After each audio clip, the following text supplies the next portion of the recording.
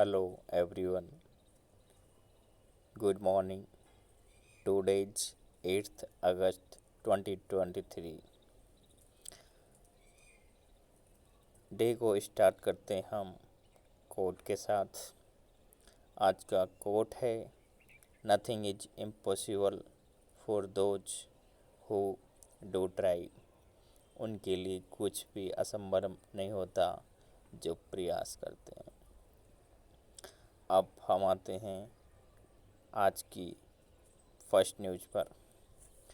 Supreme court to appoint all woman panel to oversee relief in Manipur.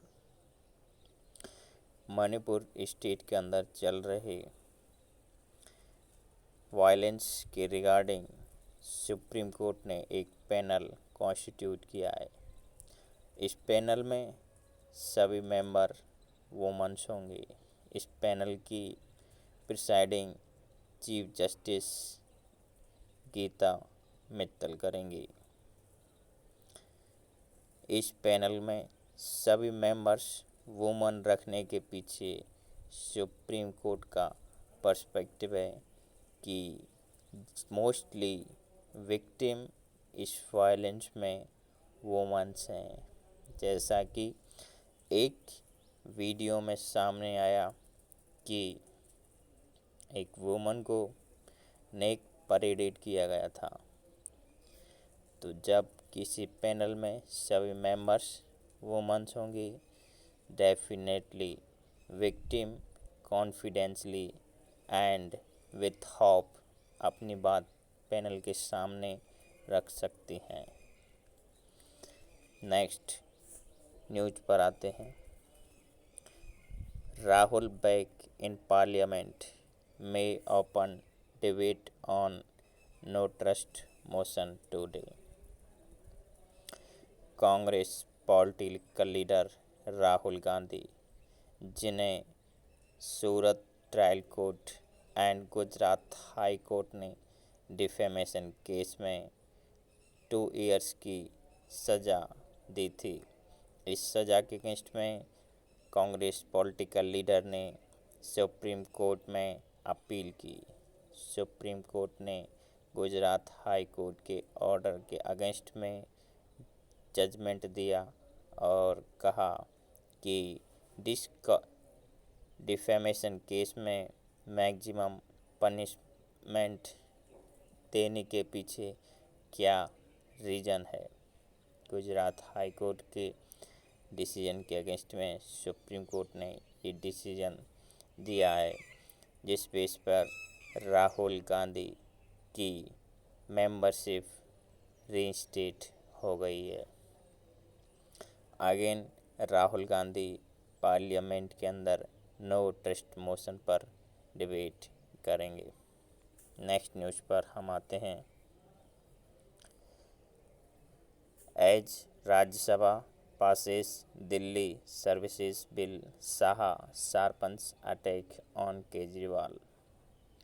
Delhi जो कि एक union territory है, इसके रिगार्डिंग पार्लियामेंट ने दिल्ली सर्विस बिल पास किया। इस बिल के अकॉर्डिंग दिल्ली स्टेट की एडमिनिस्ट्रेशन को अब यूनियन गवर्नमेंट रेगुलेट करेगी। उनके ट्रांसफ़रों, पोस्टिंगों, ये सभी issue union government of India regulate करेगी। नेक्स्ट न्यूज है।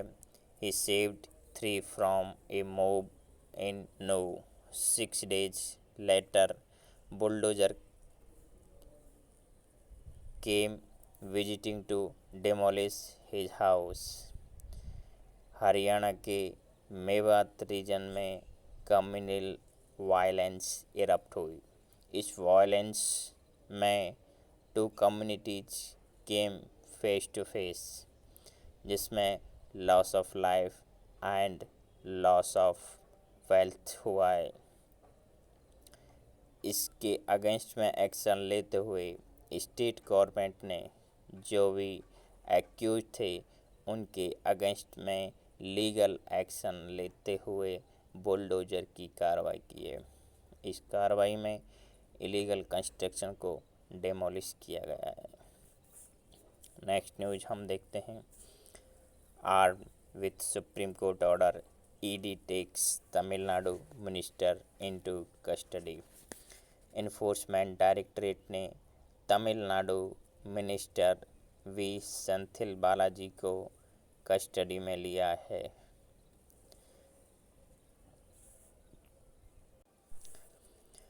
तमिलनाडु मिनिस्टर वी सेंथिल बालाजी के अगेंस्ट में मनी लॉन्ड्रिंग के केस के इश्यू पर इन्फोर्समेंट डायरेक्टरेट ने उन्हें कस्टडी में लिया है, जिससे अब इन्फोर्समेंट डायरेक्ट उनसे इंटेरोगेशन करने जा रही है।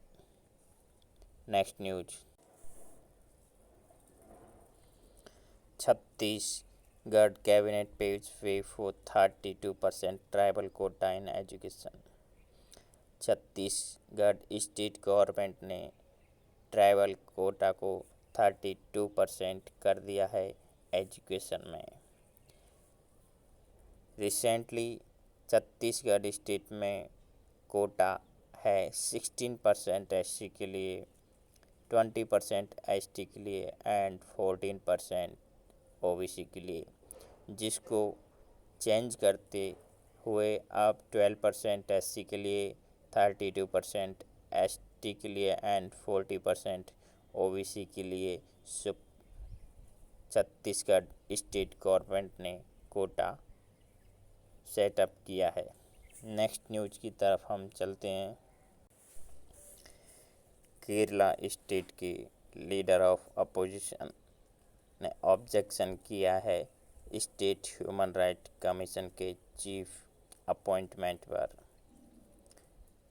स्टेट ह्यूमन राइट्स के चीफ अपॉइंटमेंट के लिए का अपॉइंटमेंट कमेटी होती है, जिसमें chief minister and leader of opposition होते हैं।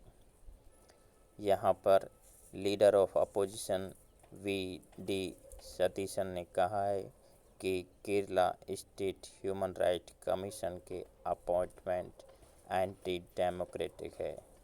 उन्होंने आरोप लगाया है कि स्टेट गवर्नमेंट ने only one name was present in the meeting में पैनल में सिर्फ एक नाम सजेस्ट किया था। ये process anti democratic, arbitrary and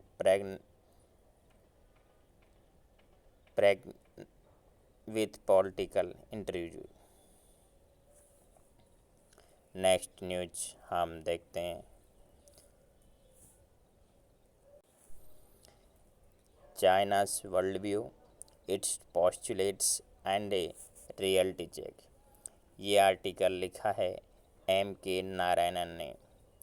M.K. Narayan जो फॉर्मर डायरेक्टर रहे हैं इंटेलिजेंस ब्यूरो के, former national security adviser and former governor of West Bengal. According to the writer, China जो एक पॉलिसी को लेके आगे बढ़ रहा है। चाइना की पॉलिसी है कि चाइना को ग्रेट बनाना, चाइना को उस पोजीशन में पहुंचाना जिस समय चाइना सिविलाइजेशन एक हायर लेवल की पोजीशन में थी। According to the Chinese president Xi Jinping, recently China world को लीडरशिप करेगी तो एक बेटर पॉलिटिकल लीडरशिप और बेटर ऑर्डर प्रोवाइड करेगी। प्रेजेंट में वर्ल्ड के अंदर कोई भी ऑर्डर, कोई भी पॉलिटिकल लीडरशिप लीगली और विथ जस्टिस एग्जिस्ट नहीं करती है। यदि वर्ल्ड चाइना के अंडर में लीडरशिप देखेगा तो एक world proper and just order present होता हुआ देखेगा। According to the Chinese political leadership, China की ग्लोबल लीडरशिप को चैलेंज यदि कहीं से है तो वो यूनाइटेड स्टेट से है।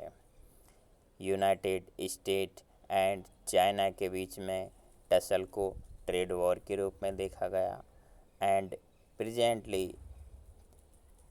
चाइना ने क्लेम किया है कि USA was not prepared for this time. Present में चाइना क्लेम करता है कि वर्ल्ड इस समय पोलराइज हो रहा है। यूएसए एंड चाइना के बीच में मोस्टली कंट्री या तो यूएसए के साथ हैं या फिर चाइना के साथ हैं। इस समय वर्ल्ड यूनिपोलर नहीं है, मल्टीपोलर वर्ल्ड में डिवाइड हो रहा है। चाइना कहता है कि USA was not ready for this kind of change. USA इस तरह के परिवर्तन के लिए तैयार नहीं था। प्रेजेंटली यूएसए ने चाइना को रोकने के लिए कुछ स्टेप्स लिए हैं, जिनमें है ऑकस। ऑकस एक रीजनल ऑर्गेनाइजेशन बनाया है जिसके अंदर ऑस्ट्रेलिया, यूके एंड यूएसए हैं। इस ऑकस का प्राइमरी ऑब्जेक्ट चाइना के डोमिनेंस को कम करना है। इसके अलावा क्वाड एक अनोदर रीजनल ऑर्गेनाइजेशन है जिसमें Australia, India, Japan and USA members हैं। इस ऑर्गेनाइजेशन का ऑब्जेक्टिव भी चाइना को घेरना है। चाइनीज स्कॉलर्स के अकॉर्डिंग चाइना के डोमिनेंस को, चाइना की इमर्जिंग पावर को वेस्ट एशिया के अंदर फील किया जा सकता है। क्योंकि West Asian countries Iran, Saudi Arabia, Turkey and Oman, Yemen जैसी कंट्रीज में चाइना अपने प्रेजेंस शो कर चुका है। ये कंट्रीज चाइना को इनवाइट कर चुकी हैं। ये डायरेक्टली थ्रेट है यूएसए की पावर के लिए, यूनिलैटरल पावर के लिए।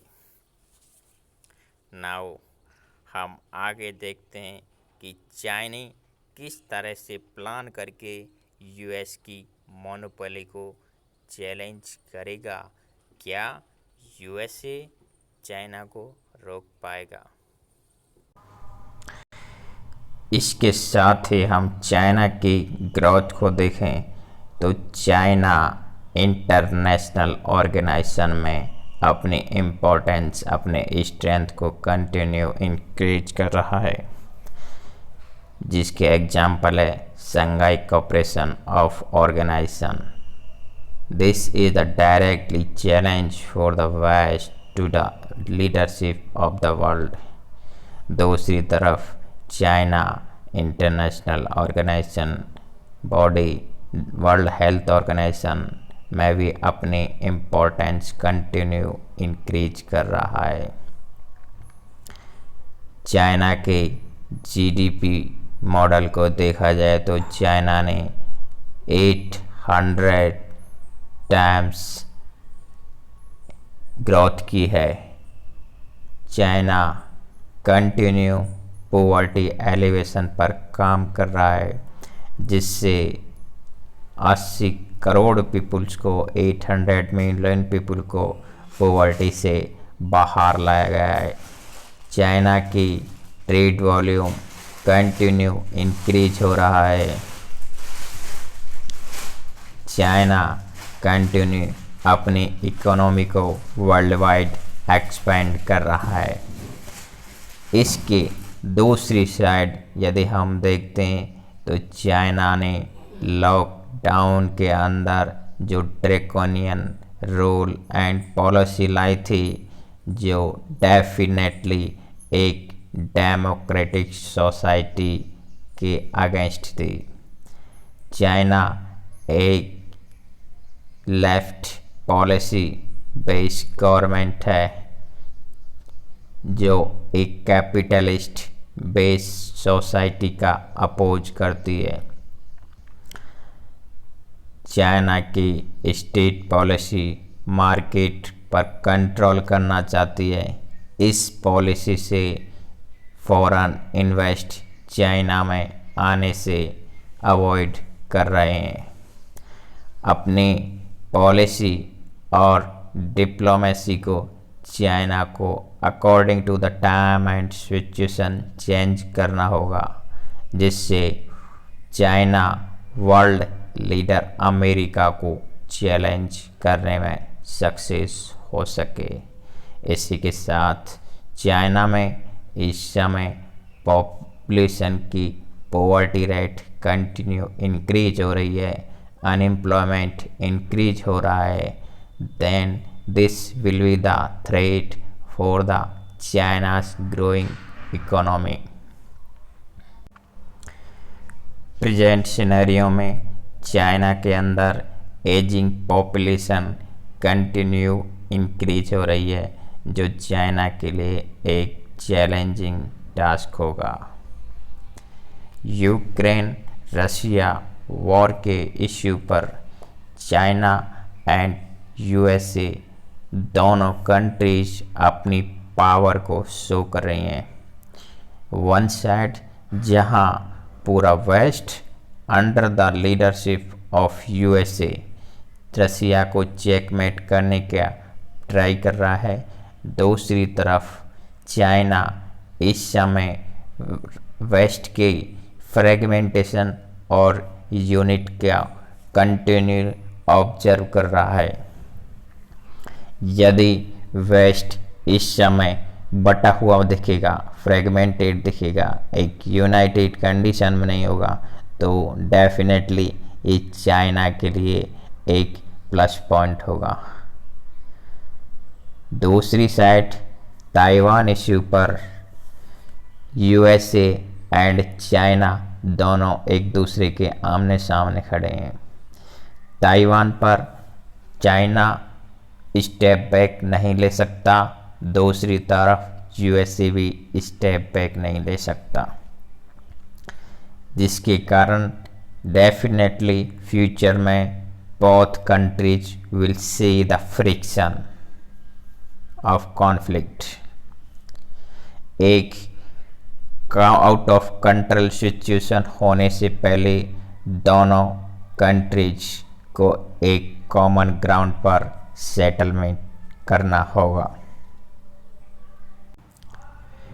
Next news, neither the right to privacy nor the right to information. ये आर्टिकल लिखा है professor of economics at the Indian Institute of Technology Delhi Ritika Khera ने। रिसेंटली सेंट्रल गवर्नमेंट ने data protection digital personal data protection bill 2023 introduce किया है parliament में। ये bill right to privacy को रीअफर्म करेगा, जो 9th जज constitutional bench of the supreme court ने 2017 में रीअफर्म की थी। According to the international benchmark, digital personal data protection bill 2023 Lok Sabha में लास्ट वीक में डिबेट के लिए रखा गया कि क्या इस बिल से प्राइवेसी वायलेशन होगा। गवर्नमेंट ने आरटीआई एक्ट 2005 के अंडर में टीपी बिल 2023 को नहीं रखा है। According to the right to information act 2005, कोई भी व्यक्ति इस बिल के अकॉर्डिंग गवर्नमेंट की इंफॉर्मेशन पब्लिक इंटरेस्ट जैसे इश्यू की इंफॉर्मेशन आरटीआई एक्ट से ले सकता है, but digital personal data protection bill 2023 में गवर्नमेंट के पास सभी लोगों का डिजिटल डेटा होगा। अकॉर्डिंग टू द आरटीआई, यदि कोई व्यक्ति इसकी इंफॉर्मेशन लेना चाहेगा तो वो इंफॉर्मेशन आरटीआई के थ्रू नहीं ले सकता। क्यों? क्योंकि वो इंफॉर्मेशन एक इंडिविजुअल की प्राइवेट इंफॉर्मेशन है। आरटीआई एक्ट के इफ़ेक्ट को यदि देखा जाए तो मनरेगा कानून के अकॉर्डिंग कोई भी वर्कर अपने आरटीआई के थ्रू मनरेगा का करंट स्टेटस देख सकता है कि उसको कितना भुगतान हुआ है और कितना पैसा उसको रिलीज किया गया था।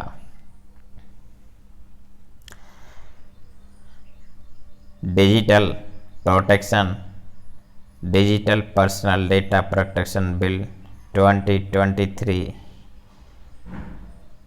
ये क्लेम करता है कि कोई भी व्यक्ति किसी भी व्यक्ति के पर्सनल डाटा को आरटीआई के थ्रू नहीं ले पाएगा। इस बिल के according government not expressly forward a bill to provide for the proceeding of digital personal data in a manner that recognizes both the right of individual. Section 42 define करता है lawful purpose. Next है undermining the RTI. Digital personal data protection bill RTI जैसे transparency tools को भी undermine करता है। Direct digital personal data protection bill 2023 suggest करता है and suggest replacing section 81J with just information which relates to personal information। ये RTI act 2005 को undermine करेगा। इससे social, political and legal context ignore किया गया है। Data protection board central government का section 19 digital personal data protection bill 2023 attempt to pass off a lame duck as watch dog. Europe के अंदर यदि हम डेटा प्रोटेक्शन के स्टेटस को देखें तो general data protection regulation act Europe के डेटा प्रोटेक्शन को रेगुलेट करता है। वहाँ पर strong watch dog and operate society universal literacy है and high financial and digital literacy है। एज एन एग्जाम्पल हम देखें तो फ्रांस ने डेटा प्रोटेक्शन रेगुलेशन के वायलेशन पर गूगल पर 50 मिलियन यूरो का फाइन लगाया था, जो उनकी पॉलिसी को प्रेजेंट करता है। एडवर्ड स्नोडन ने वार्न किया है कि GDPR general data protection bill becoming a paper tiger. In future में general data protection regulation act of Europe का एक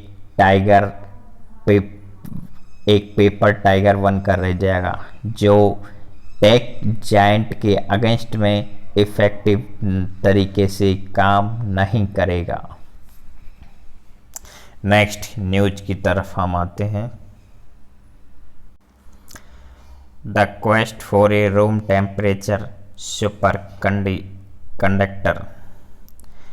साइंटिस्ट एक लॉन्ग टाइम से सुपर कंडक्टर के लिए रिसर्च कर रहे थे।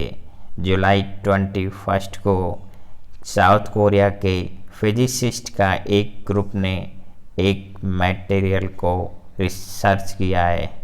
इन साइंटिस्टों के अकॉर्डिंग ये मटेरियल रूम टेम्परेचर पर जीरो लॉस के साथ इलेक्ट्रिक प्रोवाइड कराता है।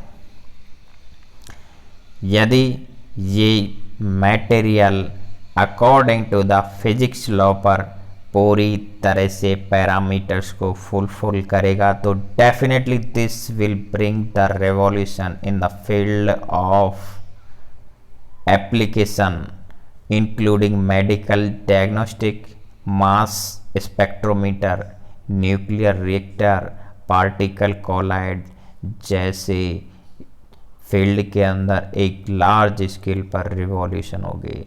साउथ कोरियन ग्रुप ने रियली फाउंड सच ए थिंग्स। यदि साउथ कोरियन साइंस फिजिसिस्ट के ग्रुप ने ऐसे मटेरियल को वाकई में खोज लिया है तो ये एक ह्यूमन सिविलाइजेशन के लिए बहुत बड़े अचीवमेंट होगी। India's mining policy shift. India अपनी माइनिंग पॉलिसी को शिफ्ट करने जा रहा है according to the time and the situation. 2 अगस्त को पार्लियामेंट ने mines and minerals amendment bill 2023 को प्रोड्यूस किया। इसके अकॉर्डिंग इन क्रिटिकल एंड स्ट्रेटजिक मिनरल्स की लिस्ट से इनको निकालकर classified as atomic minerals were restricted to government on entities. इससे पहले ये मिनरल्स एटॉमिक मिनरल्स की कैटेगरी में थे जिनको गवर्नमेंट ऑन एंटिटीज के लिए ही अलाउ थे, लेकिन अब इन मिनरल्स को critical and strategic minerals category में रखा गया है। How much of India's critical minerals are important. India के लिए लिथियम, कोबाल्ट, कॉपर बहुत ही इम्पोर्टेंट हैं। लिथियम जहां हमें जीरो एमिशंस के टारगेट को पूरा करने में हेल्प करेगा, वहीं दूसरी तरफ कॉपर एंड कोबाल्ट जैसे मिनरल्स हमारे इंडस्ट्री को ग्रो करेंगे। इंडिया की geographical conditions and the geological condition is similar to the Africa eastern part and western part of Australia. इस रीजन में लॉट्स ऑफ मिनरल्स अवेलेबल हैं, तो रिसर्च स्टडी के अकॉर्डिंग इंडिया के अंदर भी लार्ज स्केल पर मिनरल्स अवेलेबल हैं। रिसेंटली इंडिया की मिनरल्स डिपेंडेंस इंपोर्ट पर है, जो शिफ्ट हो सकती है यहाँ तक कि इंडिपेंडेंस ऑन मिनरल्स के साथ साथ मिनरल्स एक्सपोर्ट के लिए। Wise private sector vital for critical minerals exploration. Critical mineral exploration के लिए प्राइवेट सेक्टर बहुत ही इम्पोर्टेंट है। क्यों? क्योंकि प्राइवेट सेक्टर किसी भी रीजन के मिनरल्स को रिसर्च कर सकता है, एक्सप्लोर कर सकता है एंड हाईली रिस्की फील्ड में भी, हाईली प्रेशर में भी वर्क कर सकता है। Government entities can work only in the field of the iron, on the field of the coal जैसे फील्ड के अंदर government entities properly research, exploration and mining कर सकती हैं। बट एक highly risky and highly pressure जैसे minerals की research and exploration government on entities नहीं कर पाएंगे। इसके लिए प्राइवेट सेक्टर ही इम्पोर्टेंट रोल प्ले करता है। Is India's mining policy conducive to private participation? India's की माइंस एंड मिनरल्स एक्ट 1957 को अमेंड किया गया है many times, like in 2015 में अमेंडमेंट किया, 2020 में अमेंडमेंट किया एंड 2021 के अंदर भी इसके अंदर अमेंडमेंट किया जा चुका है according to the need of the time and the situation. How does the mines and minerals bill 2023 aim to encourage private players? Mines and minerals bill 2023 private players को इनकरेज करेगा, जिसमें 6 मिनरल्स की category lithium, beryllium, niobium, titanium, tantalum and zirconium serve for government entities थी।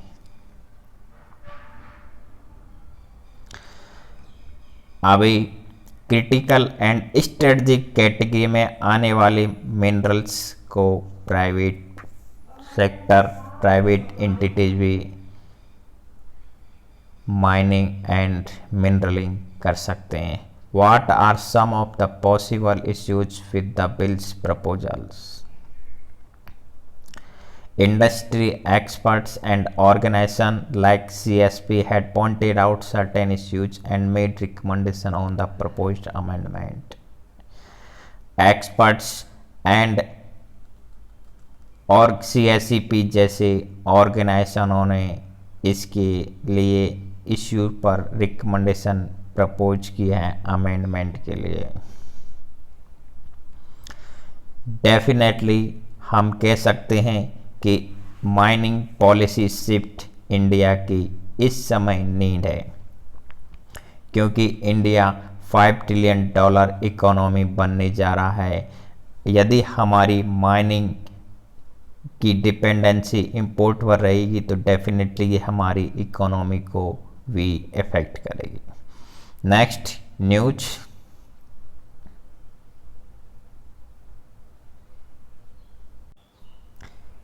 International cheetah experts will be consulted, government tells Supreme Court.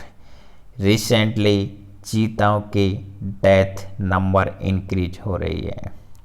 Supreme court में government ने अपना पक्ष रखते हुए कहा है कि वो इंटरनेशनल एक्सपर्ट से कंसल्ट करेंगे कि किस तरह से चीताओं को प्रॉपर एटमॉस्फेयर दिया जा सकता है जहां पर वो ग्रो कर सकें एंड इंक्रीज नंबर कर सकें। नेक्स्ट न्यूज हम देखते हैं, international news from our neighbour country. Nawaz will be next Pak PM if PMLN returns to power. Nawaz Sharif, former prime minister of Pakistan, वो दोबारा पाकिस्तान के प्राइम मिनिस्टर होंगे यदि PMLN पावर में आती है। इस समय उनके भाई शहबाज शरीफ पाकिस्तान के प्राइम मिनिस्टर्स हैं। नवाज शरीफ के अगेंस्ट में एलिगेशंस लगे करप्शंस के, जिसके कारण वो पाकिस्तान से छोड़कर चले गए। दोबारा उस समय इमरान खान की गवर्नमेंट पाकिस्तान में थी। पाकिस्तान की इमरान खान की गवर्नमेंट के जाने के बाद दोबारा से नवाज शरीफ के भाई शहबाज शरीफ पाकिस्तान के प्राइम मिनिस्टर बने। आज हमारे एनालिसिस को यहीं पर कंक्लूड करते हैं। Thank you for watching this video.